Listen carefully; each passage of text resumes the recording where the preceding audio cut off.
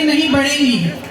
जब तक राजनीति में पूरी तरह से महिलाओं की भागीदारी नहीं होगी, तब तक जो समस्याओं से मेरी बहनें हर रोज लड़ती हैं, जिन संघर्षों का सामना करती हैं, जिन परिस्थितियों से निकलकर लड़कर आगे बढ़ती हैं, वे समस्याएं हम कभी दूर नहीं कर पाएंगे। तो मेरा आग्रह है सब महिलाओं से, मेरी बहनों से, आगे बढ़िए, राजनीति में आइए। इस चुनाव में कांग्रेस पार्टी 40% टिकट देकर चाहती है कि आप आगे बढ़ के अपनी लड़ाई खुद लड़ें और आप सक्षम बने। एक महिलाओं के लिए हम एक अलग घोषणा पत्र जारी करेंगे, वो कुछ एक हफ्ते के करीब में निकलेगा। उसमें महिलाओं के लिए जो अलग अलग हमने घोषणाएं करनी है वो सारी उसमें होंगी। उसमें से सिर्फ एक घोषणा ये है कि जो 12वीं पास लड़कियां हैं उन सबको स्मार्टफोन दिया जाएगा अगर हमारी सरकार आएगी, और जो स्नातक पास हैं उनको ई-स्कूटी दी जाएगी। अब कोई कह सकता है कि एक तोहफा है, वोट चाहिए इसलिए दे रहे हैं, लेकिन ये बिल्कुल गलत बात है। ये तोहफा नहीं है, ये एक माध्यम है, एक जरिया है जिससे आप सशक्त बन सकती हैं। आज जो स्मार्टफोन है उसके जरिए महिला अपनी सुरक्षा करती है, और जो ई-स्कूटी है, जो छात्राएं हैं जो पढ़ रही हैं, जिनकी पढ़ाई हो गई है, जो नौकरी के लिए जाना पड़ता है, उनको इससे उनको बहुत सुविधा होगी। तो ये एक पहली प्रतिज्ञा है, लेकिन जो महिलाओं के लिए बाकी प्रतिज्ञाएं हैं वो सब हमारे घोषणा पत्र में, जो हम एक हफ्ते में जारी करेंगे, उसमें होंगे। किसान आज बहुत ही त्रस्त है। आप सबने देखा होगा कि किस तरह से लखीमपुर में मोदी जी के मंत्रालय के एक मंत्री के बेटे ने एकदम क्रूरता से गाड़ी चलाकर 6 किसानों को मार डाला। ये एक ऐसा हादसा है जिससे पूरे देश को समझ में आ रहा है कि इस सरकार ने किसानों को कितनी अहमियत दी है। जिसने किसानों को कुचला, उसको गिरफ्तार करने में इन्होंने कितनी देरी की, और आज तक उसका पिता जो उसको बचा रहा, वो आज तक मोदी जी के मंत्रालय में उसकी बर्खास्तगी नहीं की गई है।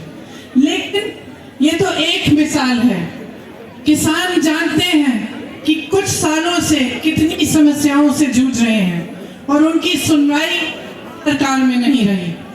इसीलिए किसानों के लिए हमने तय किया है कि आपके कर्जे माफ करेंगे। आप जानते हैं कि कांग्रेस पार्टी ने पहले 32,000 रुपए के कर्ज माफ किए थे, तो ये माफ करिए 72,000 करोड़ रुपए के कर्जे माफ किए थे। तो आप सब जिन समस्याओं से जूझ रहे हैं आप जानते हैं। आपको धान का दाम मिलता, यूरिया महंगा हो गया है, खाद महंगी हो गई है, बिजली के बिल आपको भरने पड़ते हैं बड़े बड़े, और कमाई करना मुश्किल हो जाता है। आप कर्ज में डूब रहे हैं, इसीलिए हमने ये निर्णय लिया कि आपके कर्ज माफ किए जाएंगे।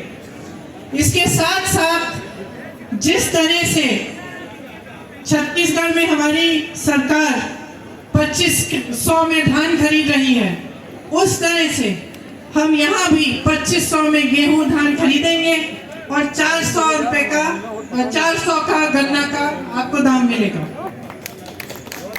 जब बिजली बिल की बात कर रहे हैं तो कोरोना काल के समय जो छोटे दुकानदार हैं, छोटे बिजनेस हैं, व्यापारी हैं, जिनका धंधा, जिनका काम एकदम बंद हुआ, उनको फिर भी बिजली के बिल बड़े बड़े भरने पड़े, और पूरे कोरोना काल के समय कमाई नहीं कर पाए।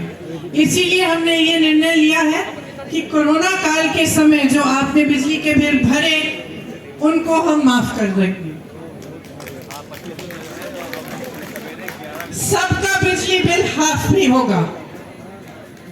इसके साथ साथ कोरोना काल में जो गरीब परिवार थे, जिनकी बहुत आर्थिक मार हुई, जो कमा नहीं पा रहे थे, जो बाहर जा नहीं पा रहे थे अपनी रोजी रोटी कमाने के लिए, उनके लिए हमने निर्णय लिया है कि 25,000 रुपए उनको मिलेंगे। जो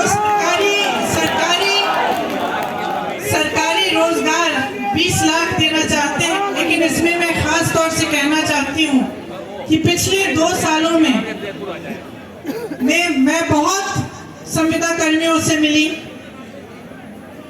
कॉन्ट्रैक्ट पे जो काम करते हैं उनसे मिली, और उन सब ने मुझे अपनी समस्याएं बताई। उसमें अध्यापिका भी हैं, टीचर्स हैं, स्वास्थ्य कर्मी भी हैं, अनेक काम करने वाले लोग हैं, और उनका पूरी तरह से शोषण किया गया है। तो खास तौर से मैं कहना चाहती हूँ कि उनका नियमितीकरण करने का हमने निर्णय लिया है। हमारी सरकार आएगी तो सबका नियमितीकरण हम करेंगे। तो ये हमारी मुख्य प्रतिज्ञाएं हैं। इस यात्रा द्वारा ये प्रतिज्ञाएं गांव-गांव तक पहुंचेंगी और जन जन तक हम बताएंगे, जन जन को बताएंगे कि हमने ये निर्णय क्यों लिए और किस तरह से इन निर्णयों को हम पूरा कर सकेंगे। तो आप सबकी इस यात्रा में भागीदारी के लिए आपका धन्यवाद। जय हिंद।